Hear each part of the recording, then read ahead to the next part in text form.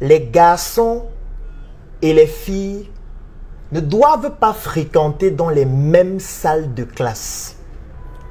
J'en veux pour preuve ma propre expérience. L'une des principales raisons pour lesquelles je n'ai jamais été un élève et un étudiant particulièrement brillant alors que j'en avais les prédispositions, c'est le fait d'être dans la même classe avec des filles. Cela peut paraître étrange. Beaucoup de personnes me poseraient la question qui est celle de savoir comment est-ce que les filles dans la même salle de classe t'empêchent d'être brillant à l'école. Et je vais vous expliquer en prenant quelques exemples dans mon propre parcours. Lorsque j'étais élève, j'étais dans des salles de classe avec des filles. Et lorsque tu es dans une salle de classe avec des filles, il y a forcément des filles qui te plaisent. Il y a forcément des filles qui t'intéressent. Sauf qu'à l'école, je n'étais pas le garçon le plus charismatique. Je n'étais pas le garçon le plus protecteur. Les filles sont intéressées par les garçons les plus âgés qui peuvent s'occuper d'elles sur le plan financier, sur le plan physique, même s'il fallait bagarrer. Je n'étais pas celui-là qui va bagarrer pour protéger ma copine. Donc, je n'avais pas le profil que les filles recherchent. Donc, du coup, les filles qui m'intéressaient, comme j'aimais les choses aussi fines, la viande sans os, les filles qui m'intéressaient ne m'étaient pas accessibles. Ce qui fait qu'au final, comme je m'intéressais beaucoup à mes études, on m'appelait parfois Jean l'école. Celui qui est toujours en train d'étudier, en train de faire les mathématiques. Et ça me frustrait. Parce que même les filles qui m'intéressaient me collaient cette étiquette de Jean l'école. Et ça m'énervait. Et je me disais, peut-être c'est parce que je suis Jean l'école qu'elle ne s'intéresse pas à moi. Parce que quand je vois les garçons avec qui elle traîne tout le temps, ce sont des garçons d'abord plus âgés. Moi, j'étais très jeune. Deux, ce sont des garçons charismatiques qui ont de l'argent, qui à la pause vont amener les filles manger. Ce sont des garçons qui sont comiques, qui sortent avec les filles, vont en boîte de nuit, s'amusent régulièrement, ont toujours des expériences à partager. Et du coup, moi, je n'avais pas tout ça. Et pratiquement toutes les filles étaient intéressées par ces mêmes catégories de garçons. Ce qui fait qu'il y avait une minorité de garçons qui étaient, je veux dire, qui représentaient les élus de toutes les filles. Nous, les plus petits et qui aimions bien l'école, on se retrouvait marginalisés. On se retrouvait écartés. Et du coup, on se disait, peut-être il faut faire comme les autres pour ne pas être marginalisé et aussi avoir une fille de qualité qui s'intéresse à toi. C'est comme ça que moi, j'ai commencé avec les dérives. Moi, je me rappelle très bien.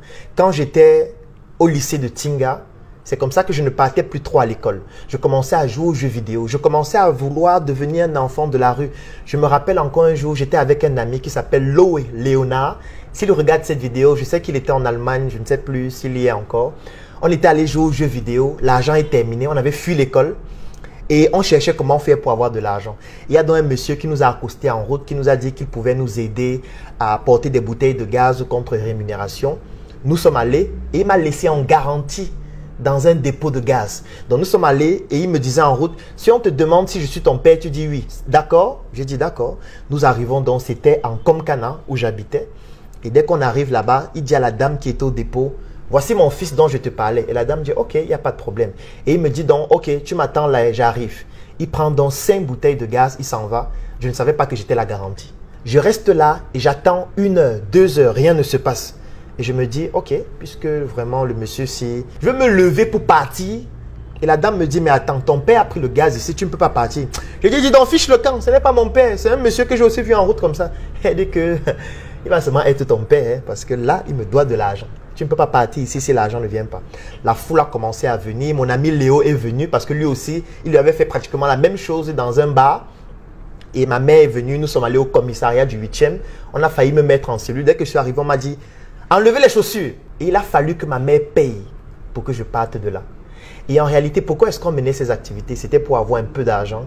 Non seulement pour jouer aux jeux vidéo, mais surtout pour impressionner les filles. Parce qu'on voulait montrer aux filles, du moins je voulais montrer aux filles que je suis aussi un garçon du dehors. Je suis aussi un gars qui connaît le dehors. Je ne suis pas seulement celui-là qui est dans les cahiers. Ça, c'est la première expérience. La deuxième expérience, c'était quand j'étais à l'internat. À l'internat, je sortais avec une fille que je ne peux pas citer pour les besoins de confidentialité. Mais quand elle va suivre cette vidéo, elle va savoir de qui il s'agit.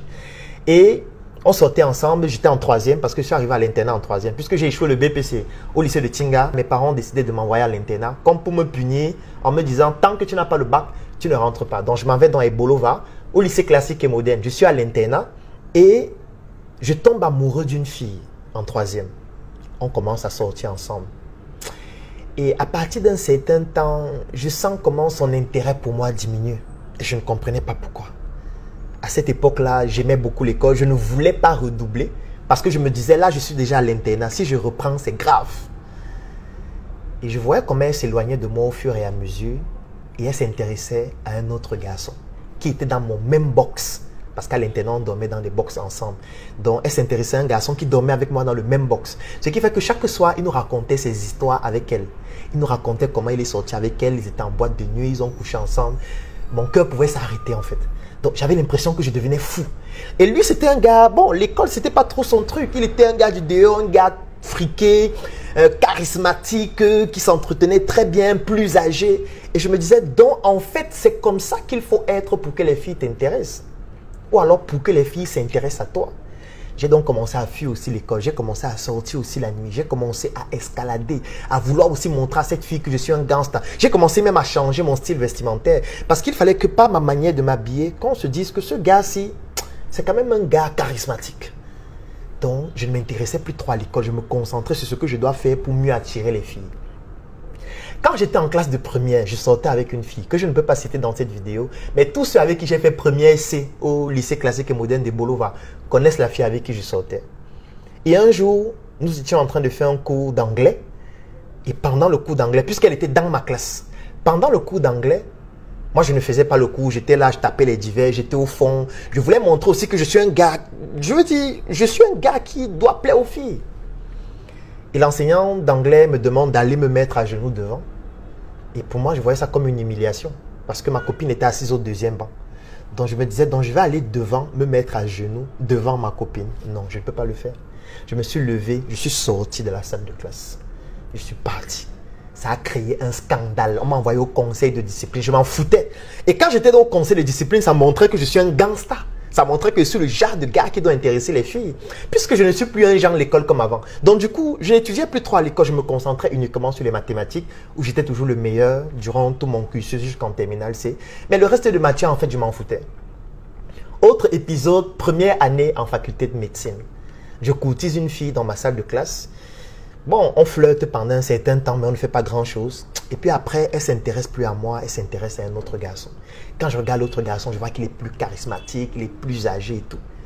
Et je me dis, mais ça veut donc dire que finalement, il faut donc faire quoi pour que les filles s'intéressent à toi? Puisque moi, je ne remplis pas tous les critères. Et même en faculté de médecine, la même chose a commencé à se produire.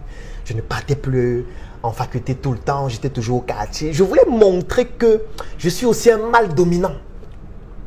Et vous voyez comment ça m'a détourné de l'école. En fait, à l'école, lorsqu'on mélange les garçons et les filles s'intéressent aux garçons plus âgés. Les filles s'intéressent aux garçons plus charismatiques. Les filles s'intéressent aux bad boys. Les filles s'intéressent aux garçons qui ont plus d'expérience, qui ont plus d'argent, qui ont la capacité de leur démontrer qu'ils peuvent s'occuper d'elles. Et du coup, les garçons qui remplissent ces critères sont très peu, ce que j'appelle donc une minorité de garçons. La plus grande majorité des garçons ne remplissent pas ces critères. Et ce qui se passe, c'est quoi? C'est que dans cette grande majorité, il y a ceux qui s'intéressent vraiment à l'école, mais qui ont les pulsions sexuelles. C'est l'adolescence, les hormones te traumatisent. Tu veux aussi trouver une fille avec qui tu vas te mettre. Tu ne veux pas être étiqueté de celui-là qui n'a pas de copine, dont on ne connaît même pas l'orientation sexuelle. Donc du coup, tu te dis, mais qu'est-ce que je dois faire? Il y a donc un choix à faire. Pendant que l'enseignant est devant en train d'apprendre les mathématiques, toi tu es en train de te concentrer sur comment faire pour impressionner la fille qui est à côté. Parce que même quand tu as de très bonnes notes, oui c'est vrai, tu impressionnes les gens en classe, les filles sont impressionnées par toi. Peut-être tu vas uniquement impressionner les sapiosexuels. Ça veut dire que les filles qui s'intéressent aux garçons qui sont intelligents. Mais ces filles ne sont pas très nombreuses. Donc du coup, on va dire que non, ça c'est le premier de la classe. Ça c'est le premier en mathématiques, comme on disait tout le temps. Claudel, non, il est très fort en mathématiques. C'est un gars qui fume vraiment les mathématiques. Mais après, ça ne pousse pas les filles à s'intéresser à toi, à vouloir sortir avec toi. Donc, le fait de mélanger les garçons et les filles entraîne un désastre à l'école. Moi, je recommande que désormais, les garçons étudient à part. et les filles à part, qui est même des écoles exclusivement pour les garçons et des écoles exclusivement pour les filles. Est-ce que ça va totalement résoudre le problème? Non, parce que même entre garçons, il y a des compétitions. Entre filles, il y a aussi des compétitions. Mais je suis certain que ça va réduire ce problème. Parce que je suis prêt à parier qu'il y a certains garçons qui deviennent violents, même vis-à-vis des enseignants, à cause des filles. Donc, c'est un plaidoyer afin que les responsables de l'éducation puissent s'intéresser à cette thématique et comprendre qu'aujourd'hui, en plus avec Internet, en plus avec les téléphones, en plus avec les réseaux sociaux, cela devient beaucoup plus dangereux. J'offre 6 heures de formation en ligne à 1000 entrepreneurs africains. Cette initiative vise 3 objectifs. 1. Augmenter vos performances commerciales. 2. Dénicher de nouvelles opportunités d'affaires. Et en 3, vous allez découvrir en exclusivité les stratégies qui font de la marque Ndjoka une véritable pépite.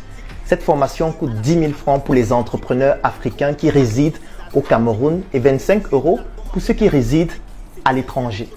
Les 100 premiers à payer vont bénéficier de ce formidable paquet de 250 grammes de chips Ndjoka.